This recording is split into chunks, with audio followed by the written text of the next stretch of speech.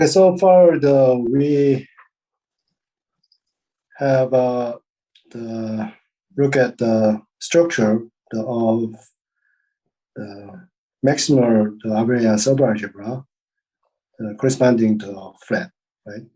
So actually the singular geodesics and the regular geodesics, their definition is very geometric. So the one purpose of the root the decomposition is to know the structure of the singular and the regular geodesics. Okay, so from the looking at the algebraic some structure on the maximal real algebra of A, so we know that the geometric structure of the symmetric space corresponding to the regular and the singular geodesics. Okay, that is the purpose of the root space decomposition. Okay. Okay, so then let's look at the example of SLNR. So we have already seen that the P is the symmetric space.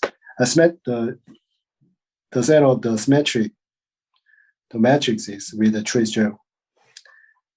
So then here is well known that its maximal the abelian subalgebra is so diagonal matrices. So like this.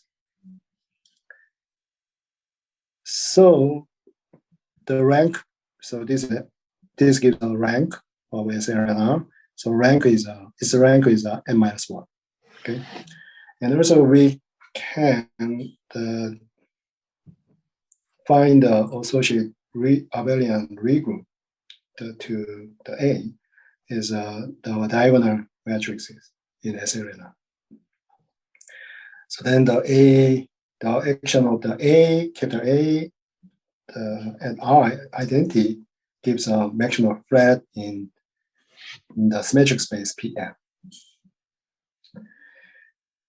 So then what is the root decomposition of SL, the real algebra of SLNR? Then first, take the basis of SLNR. So then the basis is one of the basis is like this. So this is this Eij is an n by n matrix having 1 in the ij position and elsewhere is 0. So then this matrix Eij, the four distinct ij, and so this is diagonal matrix actually. So this set is a basis of the maximal abelian, the algebra A. So Ei minus Ei plus 1, y plus 1. Okay. So this is our basis of real algebra of SLNR. So then you can easily check that there the real bracket with real bracket of diagonal matrix A1 AN and Eij is Ai minus Ej Eij. So that means that the Eij, so this is a joint diagonal matrix. So Eij. Okay. So Eij is a common again vector space for joint A, right? So we obtain a root decomposition of SLNR. So like this. So G0 is actually the A. Okay, so this is G0. And this is the root space. So where lambda is mapped from the maximal abelian subalgebra to R. So for each the diagonal matrix with the entry A1 and A, diagonal entry A1 to AN to the AI minus AJ. Okay. So this is a root decomposition. And also if we know what are roots, then we can characterize the singular geodesics and the regular geodesics, right? So what is the singular geodesic? Singular geodesic is some geodesic contained in the zero set of the root. So that means that this is zero. Okay. So then choose a bichamber. So bichamber means that the connected component of a regular set, I mean the complement of a singular set in A. So then canonically we can choose the bichamber A plus denoted by the A plus is a diagonal matrix. The set of diagonal matrices satisfying the disorder. Okay, so diagonal entry is so decreasing is in decreasing order. Okay, so then if once you choose this bichamber as a positive bichamber, then you can see that the positive root. What are positive roots? So positive root is so this one from the ij. So I is smaller than j. So this gives this map. This value is a positive, right? For all so positive root. Then the simple roots consists of the lambda 1, 2, lambda 2, 3, lambda n minus 1. So there are the n minus 1. So n minus 1 the simple roots in the positive roots. So that means that all the other the positive roots is written as the linear combination of the simple roots. This is also called some fundamental system of roots. So in particular, the n is 3, so it's a 3R case. So you can just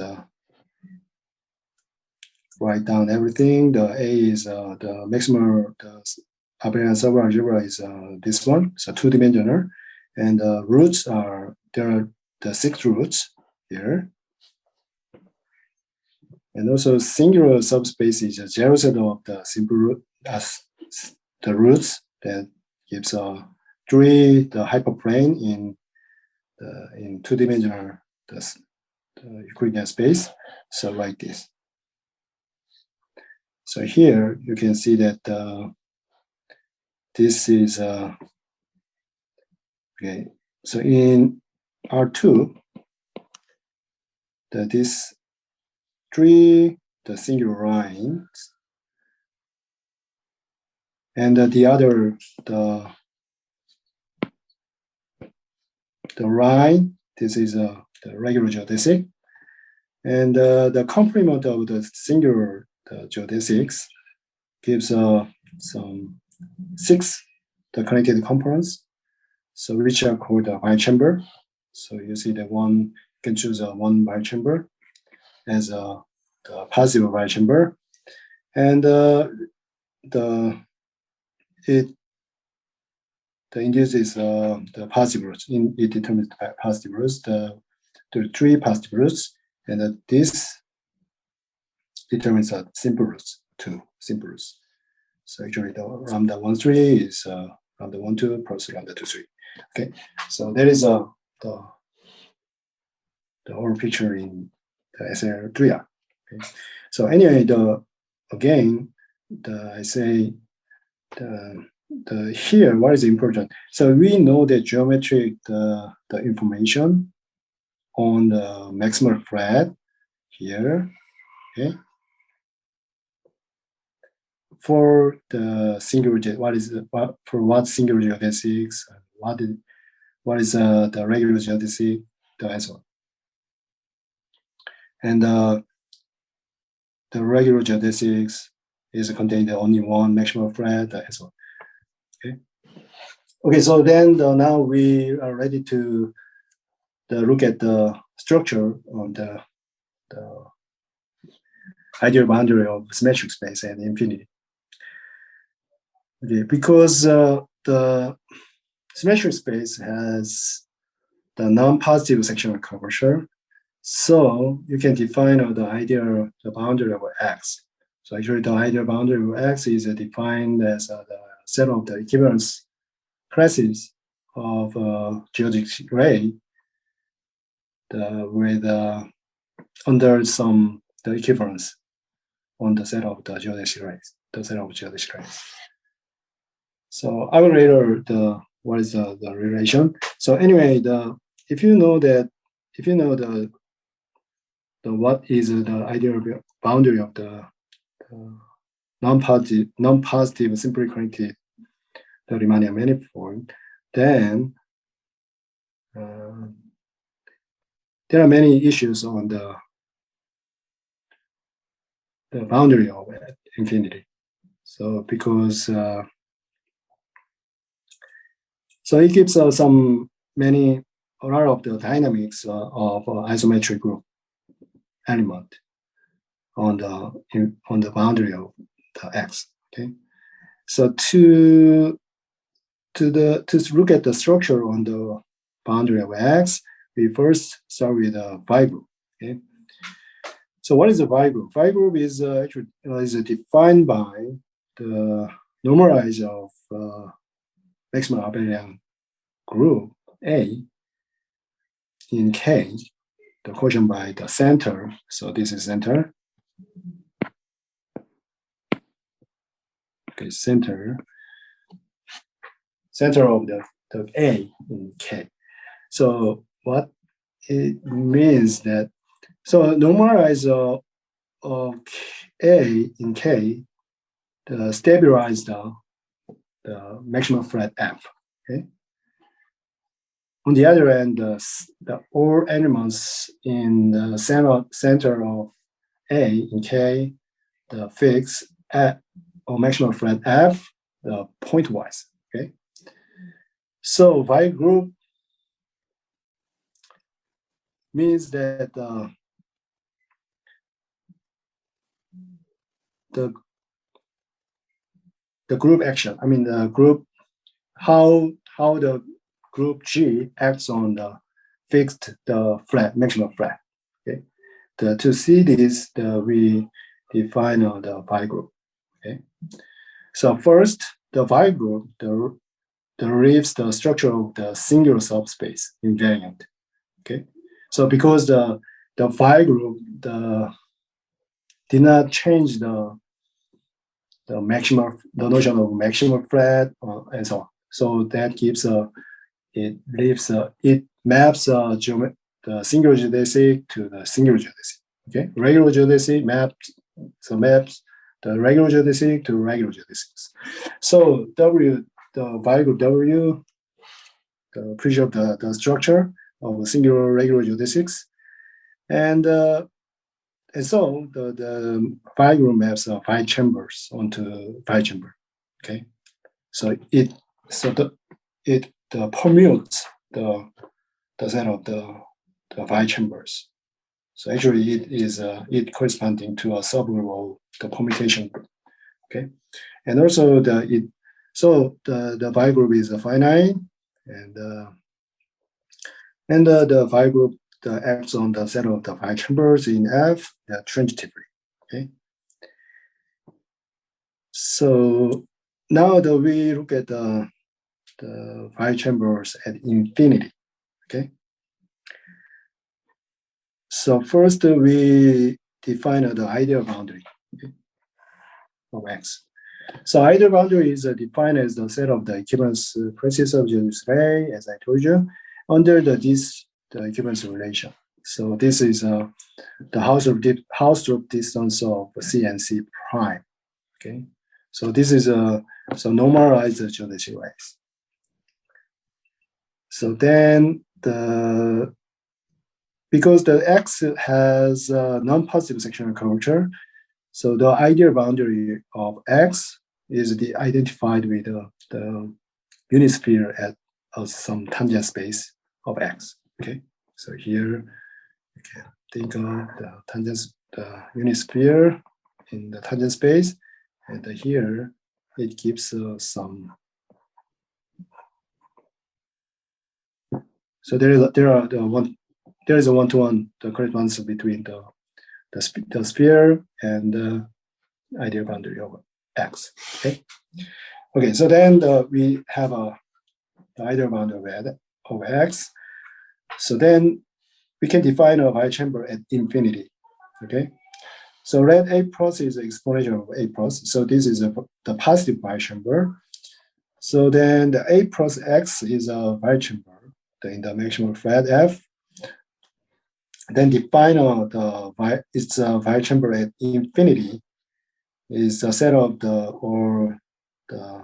endpoint of the geodesic C in the positive bichamber. Okay. So for example, if you have a SL, if you think of the SL real case, so here, so this line segment is a bichamber at infinity. Okay, so similarly, the bichamber and the words at infinity gives some can be defined. I mean, so word means that just word. I mean, the hyperplane corresponding to the singular geodesy. And so bichamber and the words at infinity are defined, and they give some nice tessellation of the ideal boundary of X, as a pearl. So that means that the union of the bichamber at infinity is a disjoint and covers whole the ideal boundary of X. Okay, so to see that, we first prove that what? Okay, so we first proved that for two different bichamber at infinity with a non-empty intersection, then they are equal. Okay, so that means that the bichambers at infinity gives a disjoint union of union, and their union is a whole the boundary or ideal boundary of X. So to see that, so let's record the Iwasawa decomposition. Okay. So if you have the positive root, then you can define a D space. Okay. So drag sum of the root space, I mean the common eigenspaces corresponding to the possible roots, we denote by it by the n plus, and it determines the n plus the regroup. Then the Iwasawa decomposition gives decomposition of G like this, KAM plus. Okay. So then AM plus acts on transitively on X because you have a K. So isotropic group K is here. So G acts on the transitively on specifically X. So AM plus must act on X, the transitively. Okay. So then the first, there's some geometric observation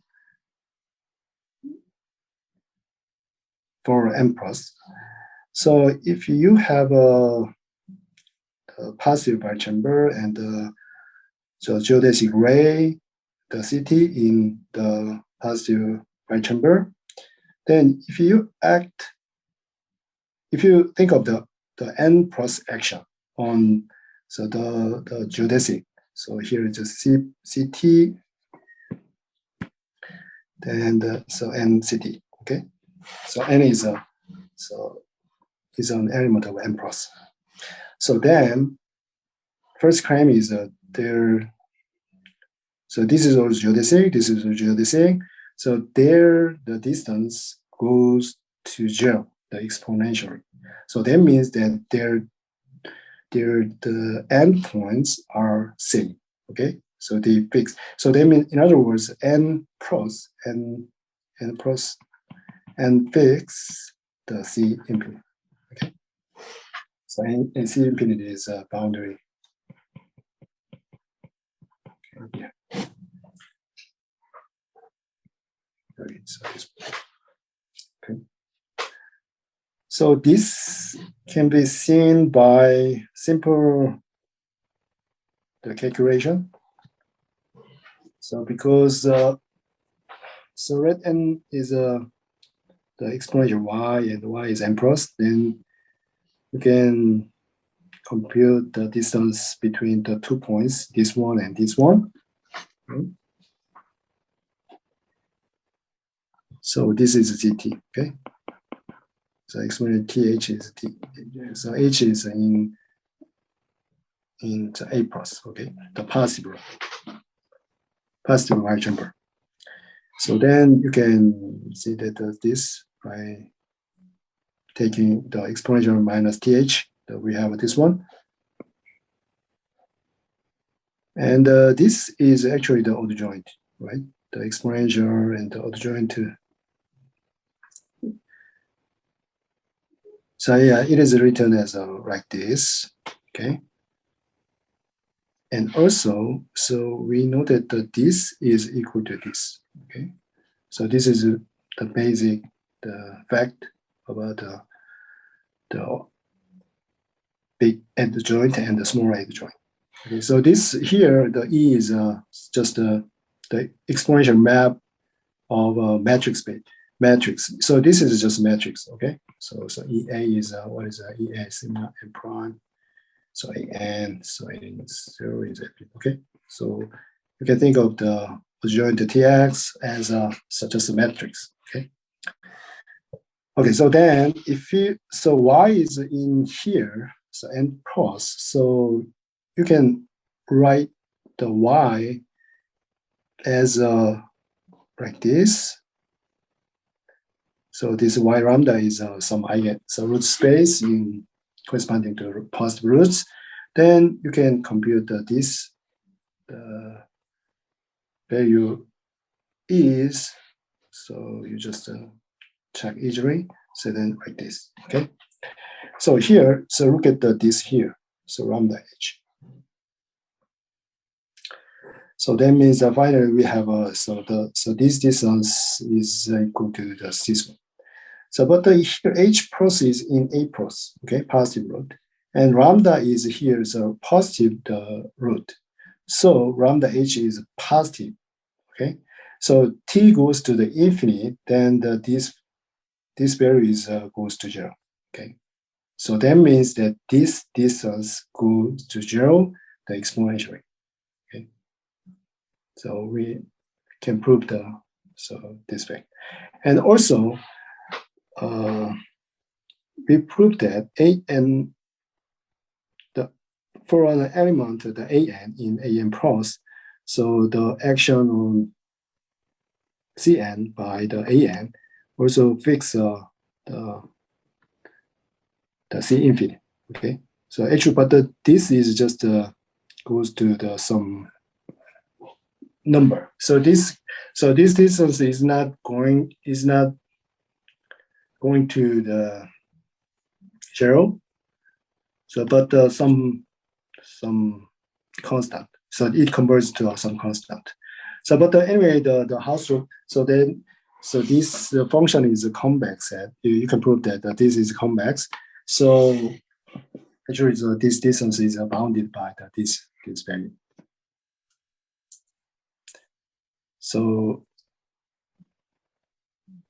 no. So the Hausdorff distance is bounded. So these two geodesics have the same endpoint. Okay, that means that AM plus also fix the C infinite. I mean the point at the infinity of positive algebra. Okay.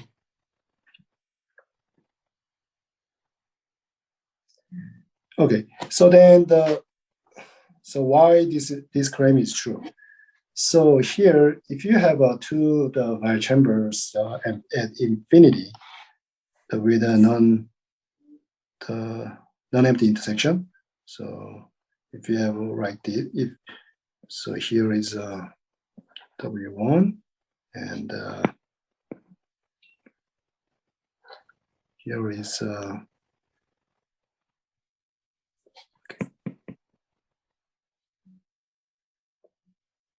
W1, some endpoint is intersection. Okay, yeah, something like this. Okay. So if you have this situation, okay, so this is some C infinite. This is the C infinite, and here is the CT in geodesic in W1. So then you can see the claim is true by using the two facts. So this one, the lemma. Okay, so let the W1, so we may write the W1 is the boundary at infinity, the A plus X, and the W2 is some boundary of some bichamber. Then, so this is just a sign, then you can act the AN plus is action on the X transitively. So we can move by using the element of AN plus to here. So this point is X, this point is Y. And here is AN. But by lemma 2 here, so AN fix this point, the intersection point. So that means that AN, okay, so here, so AN,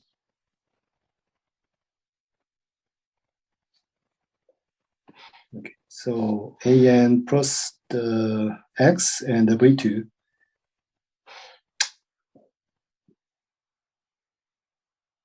Okay, so yeah, AN plus A plus and the V2 contains a geodesic Y from Y toward the C infinity. Okay, so this right. Okay, this geodesic. Okay, but this geodesic is a regular geodesic because the average geodesics in positive wire chamber is the regular geodesic.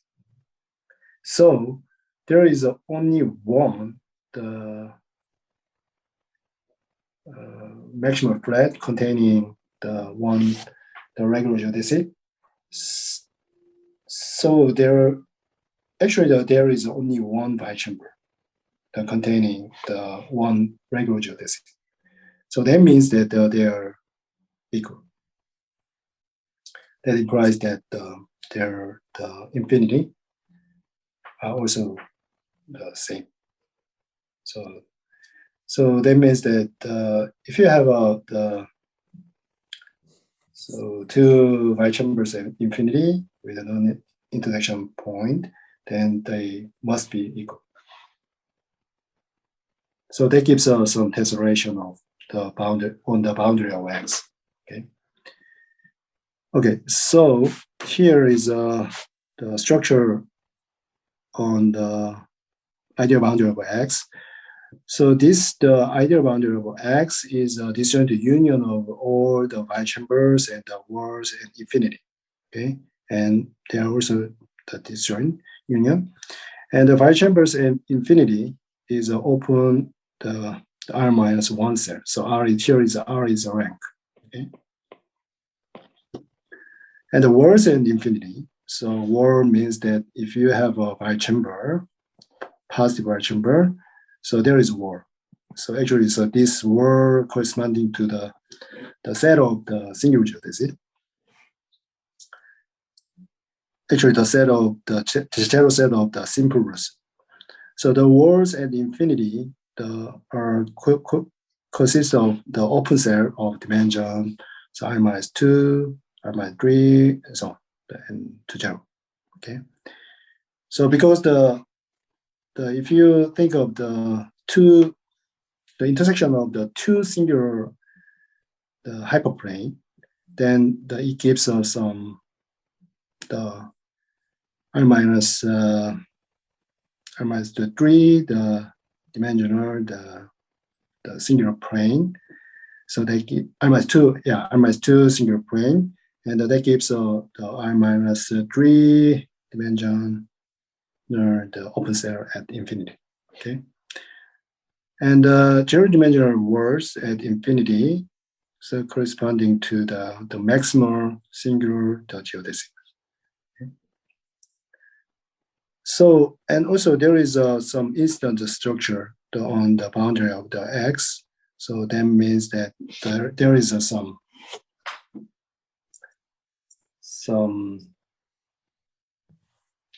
the inclusion, so and so on. Okay, so let the B1 and B2 be the bichambers or the words at infinity. Then we can define their relation, their order, so by using their inclusion. Okay, so in SL3R case, you have the bichamber like this, and also here.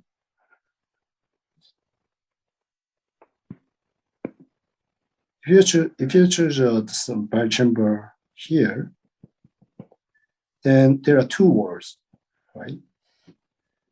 So the closure of the positive bichamber contain two singular words at infinity. Okay, so there is they have a inclusion relation. So by using this kind of the relation, we can define some relation between the words and bichambers and so on.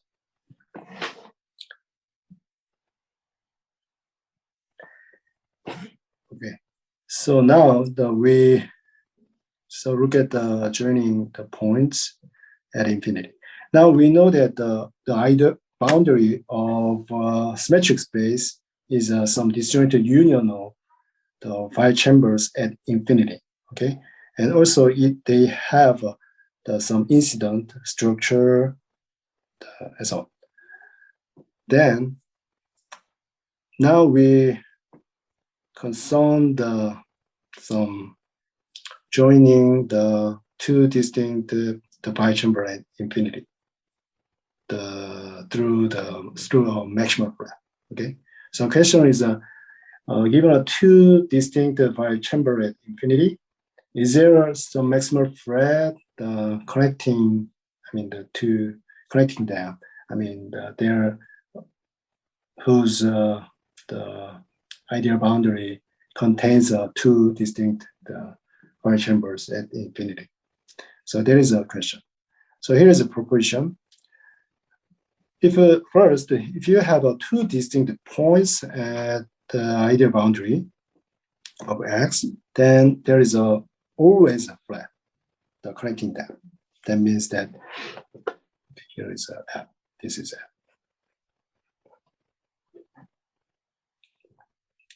So the ideal boundary of the maximum flat F contains P and Q. And the Q can be joined by geodesic, then the set of the points of X to which the P can be joined by geodesic is the orbit of the GP. I mean the orbit of Q under the action of GP. So GP is the stabilizer group of the P in G. Okay. So because in hyperbolic space, if you choose two distinct points, there is always a geodesic connecting them. But this does not hold for higher rank symmetric space. So because you have a flat, just think of the flat, so non-trivial flat, like R2, Here is a R2. So you choose 2 points here, maybe. So then there is no geodesy connecting them. So in this position. So if there is only one, if you fix some point, then there is only one fixed point, or 1 point, so it can be joined to this point. Okay, so in higher rank, so this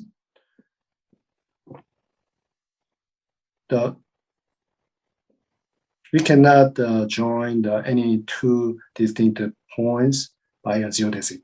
Okay, so we want to characterize what the 2 distinct phi chambers can be joined by a maximal flat. Okay, like this proposition.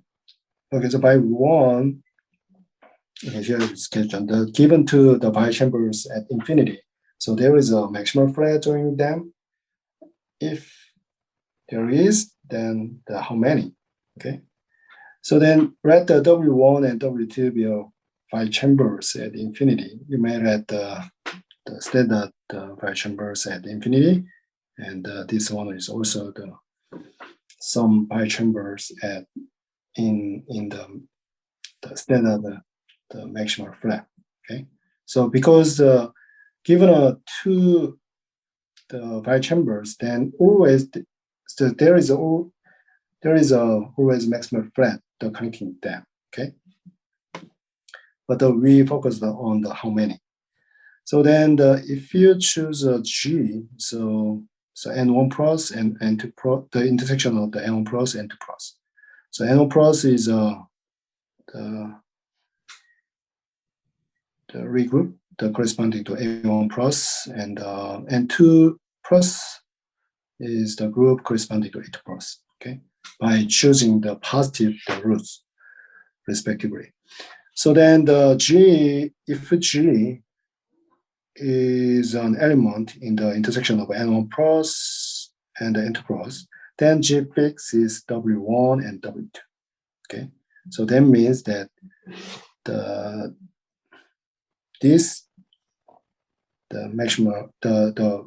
maximal flat is the correction of maximal flat joining W1 and W2. Okay, because they fix W1 and W2, and they vary the maximal flat. Okay, so then the intersection N1 plus intersection N2 plus is trivial, then that means that there is only one maximal flat joining them. Okay, so in this case, the phi chambers are called opposite. Okay, so it turns out that actually if the 2 phi chambers are opposite, that means that they are really opposite. I mean, so A2 plus is minus A1 plus. So in other words, this W2 is the image of the geometric reflection of W1. Okay, so for example in SL 3R, so this phi chamber and this phi chamber are opposite. Okay, and this phi chamber opposite. Okay, and also similarly, we can define 2 simplices. So this means 2 simplices means that the ideal boundary of some singular words. So these 2 simplices tau 1 and tau 2 are opposite if this holds. So this is tau 2 is the image of the reflection, geometric reflection of the tau 1. Okay. So now we know what the phi chambers are the opposite.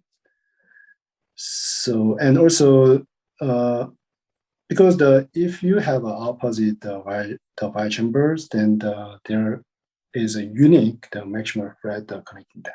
Okay, so that makes easy. I mean, for the every theory.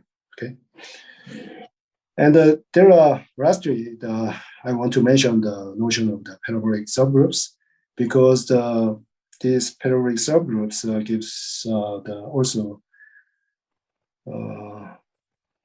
related to the, the tessellation of the right chambers at infinity on the ideal boundary of X. Okay, so a subgroup of P is said to be the parabolic. So if P is an isotropic group of the point at infinity. Okay, G. Cool. So then the P is the stabilizer group of G, stabilizer of G going to infinity in G. Okay, so we define this. Okay, so then if you so that G is the endpoint of the geodesic CT. So the CT is so geodesic ray in the positive the right chamber, the closure of positive right chamber. So then we know that the AM pros fix the G, right? By lemma 1 and 2, the previous three. So G, the parabolic subgroup corresponding to G is written as like this, okay? So we just characterize, so it is enough to characterize the K intersection GG, okay? To know what the parabolic subgroup GG is, okay? So to characterize the elements in K intersection the GG is let G is an element in K. So maybe, so time is running. So you can see so what I compute here. So you can prove that eventually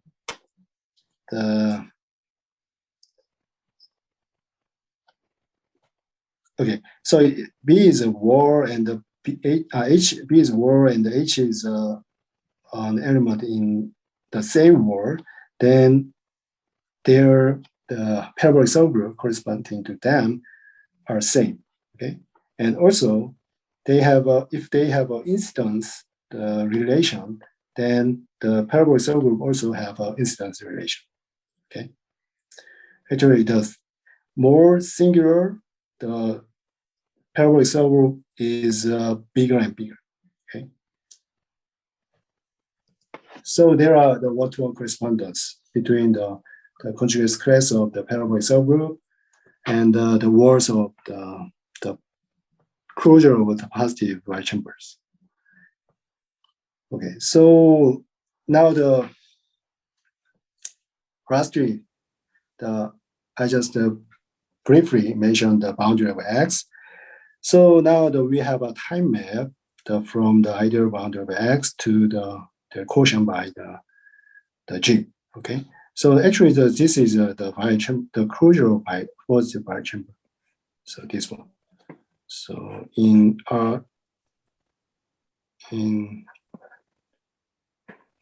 SL3R case, so like this. So this is a sigma mode.